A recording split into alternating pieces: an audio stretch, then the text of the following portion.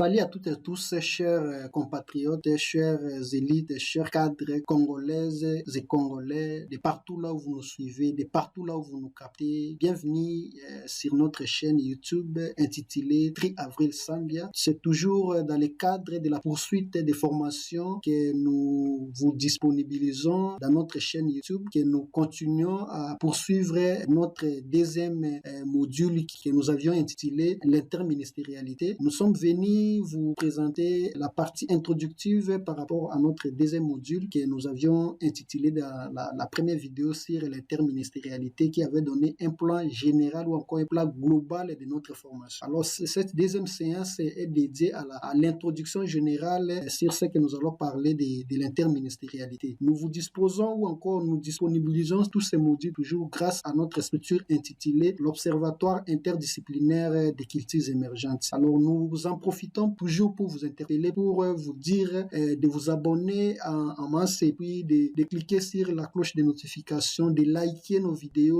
surtout de partager nos vidéos auprès d'autres compatriotes, auprès d'autres élites congolaises et congolais pour qu'ils puissent s'imprégner du fonctionnement des institutions de notre pays, pour que encore dans les milieux respectifs, encore dans les institutions qu'ils sont censés travailler, qu'ils s'imprègnent de la gestion encore du fonctionnement des institutions de la République de notre pays. Alors sur la partie introductive, nous allons vous présenter un peu de façon grosso modo, encore de façon globale, ce que nous avions prévu de parler ou encore d'échanger avec vous sur cette partie. Alors nous vous présentons ce que nous avions prévu.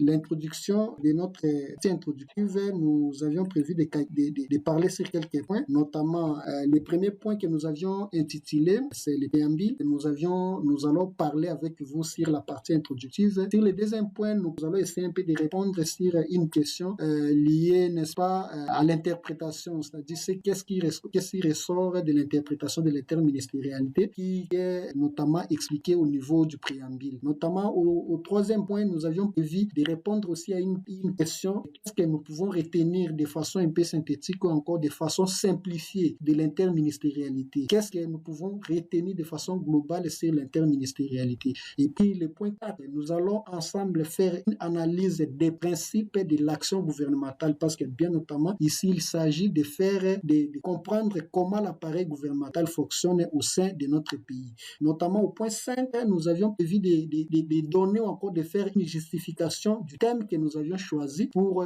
procéder à la poursuite de nos formations. Les thèmes que nous avions choisi de l'interministérialité, nous allons faire un peu une justification de ce thème-là au niveau du point 5. Voilà un peu de façon globale les 5 points que nous allons traiter au niveau de la partie introductive sur l'interministérialité. Et puis sans plus tarder, nous passons au premier point, ce que nous avions prévu sur les préambules. Qu'est-ce que nous avions prévu en guise de préambule? Nous parlons exactement de l'interministérialité. Nous disons ceci: parler de l'interministérialité et de la conduite de l'action gouvernementale revient en fait à expliquer comment le gouvernement, un organe collégial du pouvoir exécutif, parce que nous avions dit il n'y a qu'un seul pouvoir, mais dont l'exercice est séparé. Nous avons le pouvoir législatif, nous avons le pouvoir exécutif, nous avons le pouvoir judiciaire, si on peut le dire dans ce sens-là.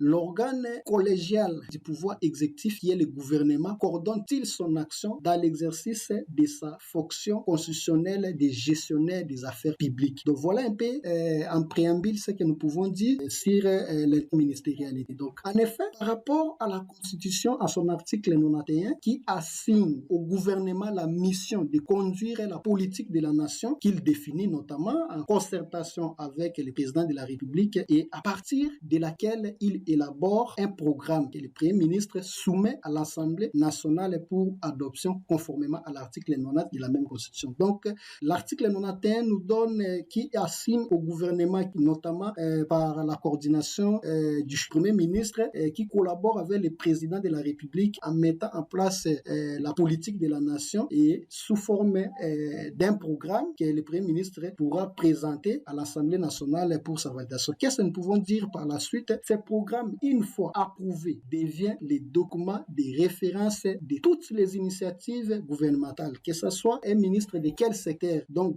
il doit se conformer à ce programme qui a été approuvé par les élites du peuple, notamment ce que nous voyons comment ça se passe, parce que ça permet aussi aux élus, encore aux députés, de pouvoir faire un suivi régulier et puis permanent, même les contrôles parlementaires au niveau du programme qui a été adopté par les députés. Donc c'est dans ce cadre-là que ce programme doit toujours être adopté pour que le gouvernement soit investi à ses prérogatives. Notamment, nous pouvons toujours passer.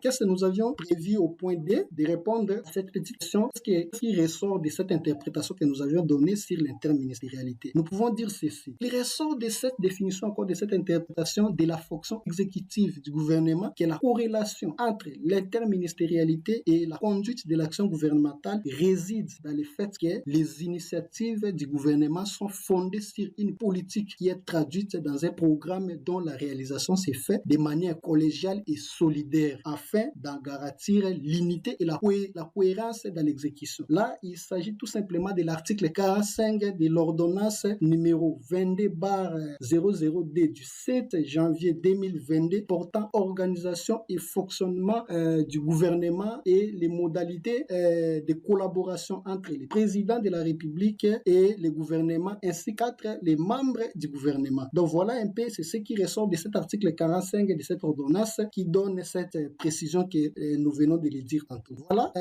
Au point 3, nous avions dit que nous pouvons retenir de l'interministérialité. Un peu de façon synthétique ou encore de façon simplifiée, nous pouvons dire ceci. De manière simplifiée, nous pouvons dire que l'interministérialité procède du fait que les principes qui veulent que le gouvernement fonctionne de manière collégiale et solidaire pour la réalisation cohérente et efficace de son programme. Donc voilà un peu ce que nous pouvons retenir de l'interministérialité. C'est ce principe-là de la collégialité, de la solidarité pour faire en sorte que la réalisation du programme du gouvernement soit de façon cohérente et efficace. Donc c'est ce que nous pouvons retenir de façon globale de l'interministérialité ou encore de façon simplifiée. Alors nous passons tel qu'énoncé par rapport à ce principe qui affirme des idées forces. La première idée force, c'est que toute initiative du ministère sectoriel doit s'inscrire dans le cadre de l'application du programme gouvernemental. C'est ce qui ressort de l'article 93 de la Constitution qui dispose que le ministre est responsable de son département. Il implique le programme gouvernemental dans son ministère sous la direction de la coordination du Premier ministre. Donc voilà, ça c'est par rapport à l'article 93 qui donne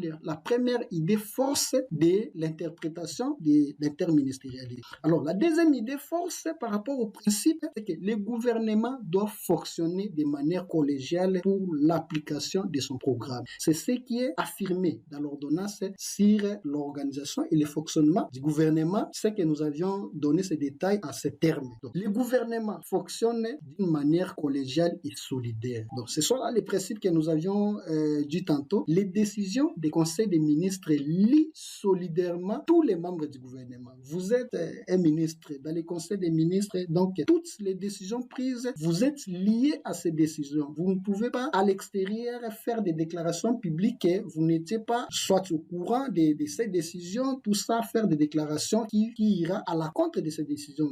Là, ce n'est pas possible. Donc, chaque ministre est lié aux des décisions qui sortent du conseil des ministres. Voilà un peu, nous pouvons ajouter, les membres du gouvernement sont unis d'exécuter les décisions du conseil des ministres, de conformer leurs actions à la politique du gouvernement et de s'abstenir de toute déclaration publique contraire à cette politique. Ils doivent respecter la collégialité et la solidarité gouvernementale. Donc voilà un peu ce que nous pouvons dire par rapport à ces points.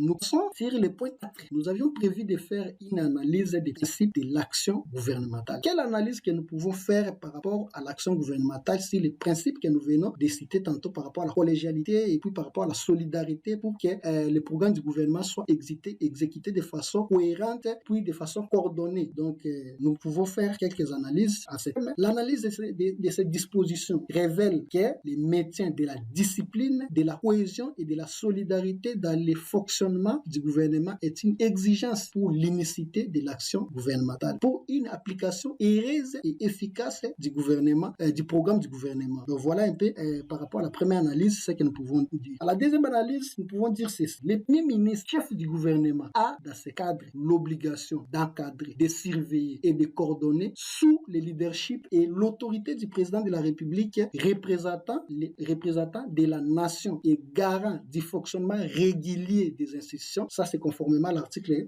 69 de la Constitution. Toutes les initiatives des membres du gouvernement destinées à l'application du programme gouvernemental. Donc voilà un peu l'analyse que nous pouvons faire par rapport au principe de l'action gouvernementale. Nous passons au point 5 de pouvoir donner une justification des thèmes que nous avions choisis. Les thèmes de l'interministérialité. Quelle justification nous pouvons donner par rapport à ces thèmes? Nous pouvons dire en guise de justification en ce sens, le respect de cette exigence implique pour les membres du gouvernement la maîtrise des principes qui président au fonctionnement du gouvernement, mais aussi l'adoption d'un comportement digne des fonctions assumées. C'est la justification de ce thème de l'interministérialité au cours de cette formation. Voilà un peu à moi pour la partie introductive. Nous sommes arrivés à la fin de cet apprentissage de la première séance introductive. Merci pour votre attention soutenue et pour votre brillante participation. N'oubliez pas toujours de vous abonner, de liker nos vidéos, de partager, de cliquer sur la cloche de notification pour que